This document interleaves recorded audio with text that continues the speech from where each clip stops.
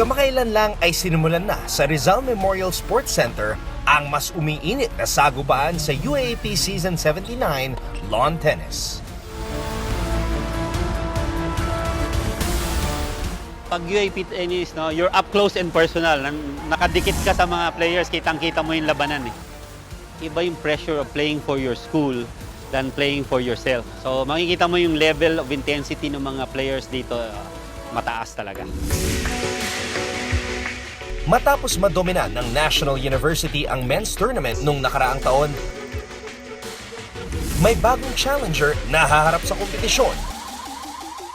Napangungunahan ng teenage tennis sensation from the University of the East na si AJ Lim. First Grand Slam ko po is Wimbledon.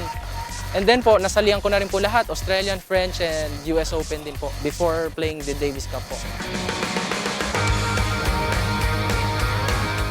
Matagumpay si AJ sa kanyang unang laban sa UAAP, kung saan napataob niya ang Ateneo sa score na 6-0, 6-0. May silat po, bilog po ang bola. Para sa akin lang po is guaranteed ko po sa kanila, ibibigay ko yung 100% ko sa every laban po na lalabanan ko. Samantala, malaking hamon naman sa women's division na malampasan ang three-peat reign ng Lady Bulldogs with Clarice and Tin Patrimonio. Kaya't mas determinado ang ibang teams tulad ng last year finalist na sila Ingrid Gonzalez at April Santos ng UST na mas pagbutihin ang mga laban nila ngayong season 79.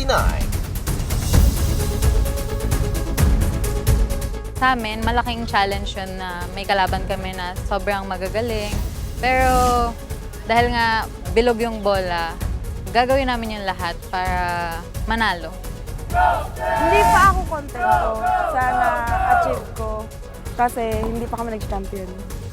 Napangako ko na gagalingan ko sa lahat ng game ko, lalakasan ko ang loob ko para sa teammates ko, sa coach ko at sa akin. All UAP fans, no, please come and watch the UAP tennis matches. We play Saturdays, Sundays, and Wednesdays.